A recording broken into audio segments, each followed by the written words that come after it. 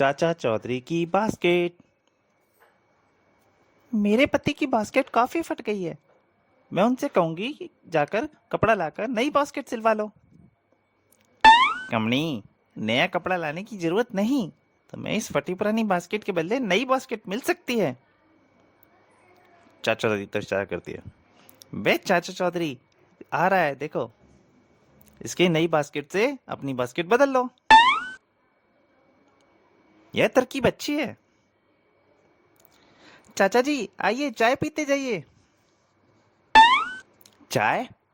आज तुम्हारी चाची ने मुझे चाय बनाकर नहीं दी। मैं इसी फ्राक में था, कहीं से चाय मिले। चाय पीते हैं। वाह, लगता है इलायची डाली गई है इसमें। चाय का एक घूंट पीते ही गर्मी आ गई है। मैं जरा बास्केट उतार दूं। बास्केट उतार कर मुझे दे दीजिए और आप आराम से चाय पीजिए। चाचा चौधरी आराम से चाय पीते हैं। वो बास्केट ले आती है। कमणी, चाय के लिए धन्यवाद। अब मैं चलता हूँ, मेरी बास्केट दे दो। यह लीजिए। मगर ये मेरी बास्केट इतनी पुरानी नहीं थी। यह आपका वहम है। यह वही पुरानी बास्केट आपकी ही है जो आपने मुझे दी थी। ठीक है। चाचा जी बास्केट पहनते हैं, आनंद चले आते हैं। देखा, कैसा बुद्धू बनाया चाचा चौधरी को। तभी कमणी के पतिदेव। कमणी, मुझे बाजार जाना है, जरा मेरी बास्केट देना। ये लो। मगर मेरी बास्केट तो फटी पुरानी थी, यह किसकी है? चाचा चौधरी की। मैंने उसकी बास्केट से आपकी बास्केट बदल दी। वह आपकी पहन कर चला गया। क्या? मेरी बास्केट की जेब में 2,000 रुपए थे।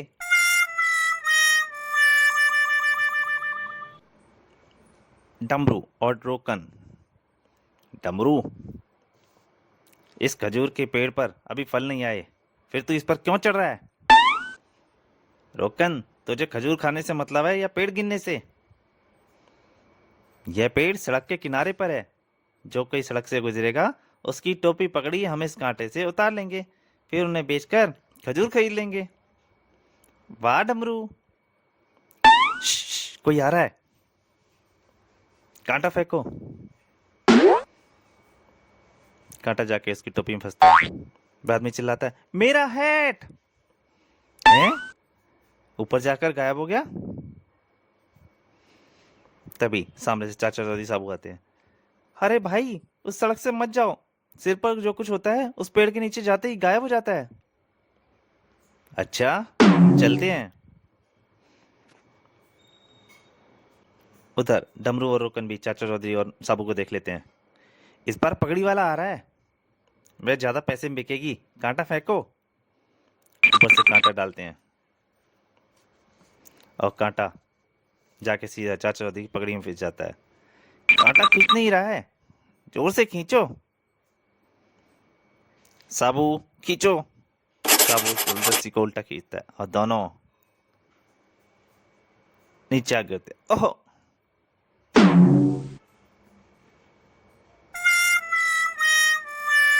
धीरू, भीरू और वीरू, क्यों ना आज हम चाचा चौधरी को लूटें। अच्छा ख्याल है, लेकिन अगर चाचा चौधरी हम में से किसी को पहचान गया तो पुलिस को हमारा नाम दे देगा। हम ये चोगा पहनकर और साबू का चेहरा लगाकर जाएंगे, जिससे हम पहचाने भी नहीं जाएंगे और लूटने का इल्जाम साबू पर लगेगा। अब चोगा पहन लिया जाए। तीनों एक दूसरे पर खड़े होते हैं और चोगा पहनकर। अब हर एक कोई हमें साबू ही समझेगा। चाचा चौधरी घर पहुंच जाते हैं। चाचा चौधरी का घर आ गया। अंदर घुस चलो। घर के बाहर आवाज जाके साबू और तीनों आवाज लगाते हैं। चाचा चौधरी, अपने घर की तिजोरी की चाबियां मेरे हवाले कर दो, वरना। भाई साबू, तुम्हें तो पता है सारी चाबियां घर के चौकीदार के पास रहती हैं। कौन चौकीदार? मैं अभी उसे बुलाता हूँ। चाचा चौधरी आवाज लगाता है। रॉकेट। और तीनों का चोगा पकड़ के खींचते। ओ, चोगा उतर गया। भागो। चाचा जी, लगता है कुछ हलचल हुई है। कुछ नहीं साबू, कुछ चोर आए थे, यह चौका छोड़ गए हैं। कोई कबाड़ी वाला इधर से निकले तो उसे बेच देना।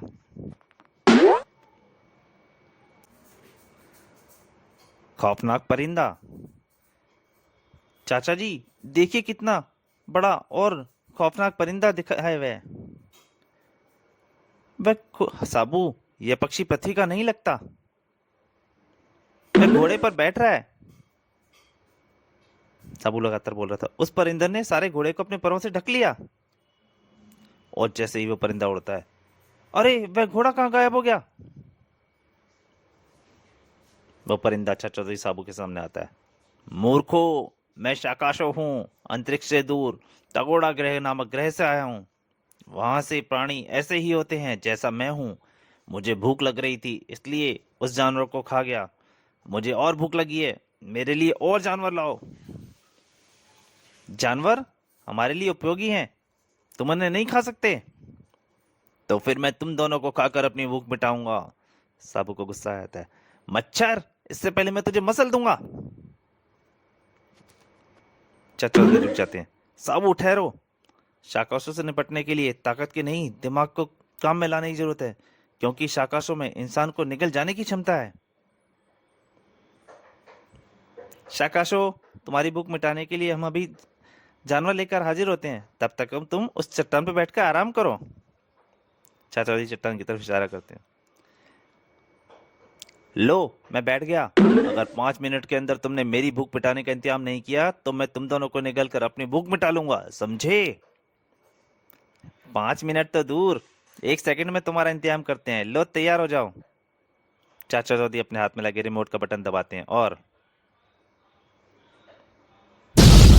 उस चट्टान मान ने डायनामाइट लगा हुआ था, मैंने रिमोट कंट्रोल से उसे उड़ा दिया।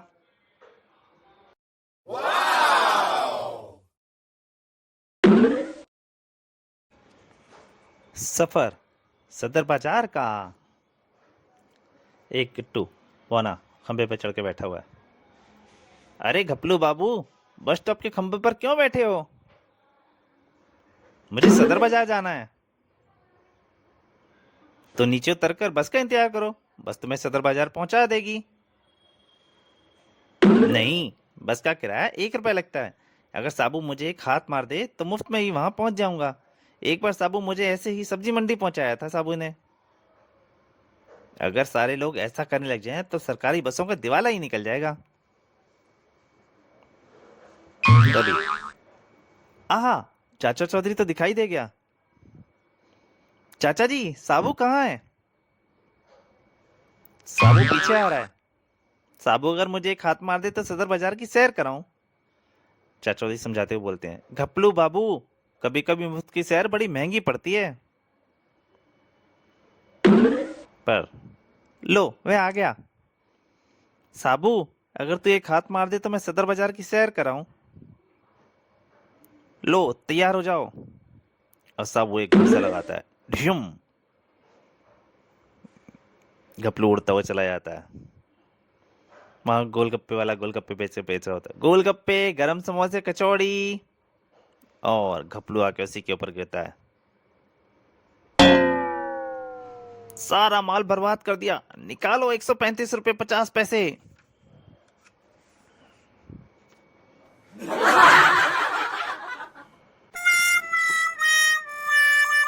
जोरो, गोबर सिंह ये क्या है।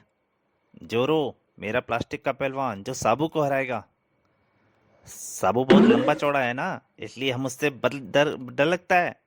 लेकिन जब साबू जोरो को अपने से भी ऊंचा देखेगा तो डर कर भाग खड़ा होगा। गोबर सिंह उसमें हवा भरनी शुरू करता है।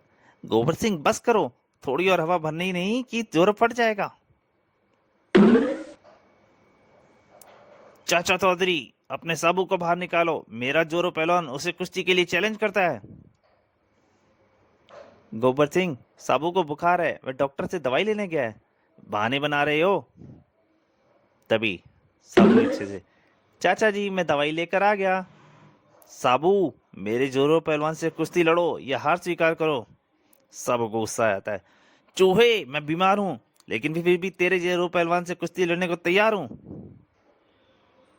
चाचा चौधरी रुक जाते हैं। 1 मिनट ठहरो, तुम्हारा जोरो पहलवान गर्मी में खड़ा है, क्यों ना इसे पंखे की हवा खिला दें ताकि ये मजा तो ताजा दम हो जाए। आइडिया बुरा नहीं है। चाचा जी दौड़ के पंखा लाते हैं। मेरा ये पंखा सुपर पावरफुल है। स्विच लगाते हैं और बटन ऑन कर देते हैं। स्विच, पंखा तेज स्पीड से चलने लग जाता है और गोबर सिंह का जोरो पहलवान उड़ जाता है। ओ मेरा जोरो पहलवान, मेरा जोरो, हा हा हा हा हा हा।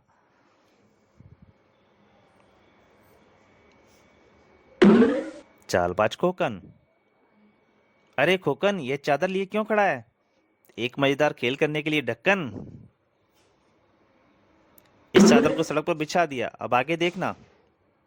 चादर पर लिखा होता है स्वागतम। तभी एक सेठ आता है। वाह, ये चादर मेरे स्वागत के लिए बिछाई गई है। जैसे ही चादर पर पैर रखता है और रागीगर चादर पर पड़ते पैर पड़ते ही इसे खींच लो। खोकन तुरंत चादर को खींच लेता है। वो सेठ गिर जाता है और दोनों हंसने लग जाते हैं। हो ही। श्श्श, चाचा चौधरी आ रहा है, अब की बार उसे गिराएंगे। इधर साबू, चाचा जी आगे हमारे स्वागत के लिए चादर बिछाई गई है, इसलिए साबू तुम आगे आ जाओ। क्यों? साबू जैसा मैं कहता हूँ वैसा करो। चाचा चौधरी का दिमाग कंप्यूटर से भी तेज चलता है। चाचा चौधरी आ गया, साबू आ गया आता है और जैसे ही चादर पे पैर रखता है खोकन चादर खींचता है। ओ चादर खींच नहीं रही, और जोर लगाओ।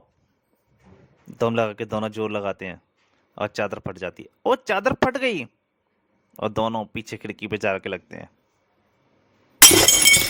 कम वक्त तो मेरी खिड़की का शीश तोड़ दिया।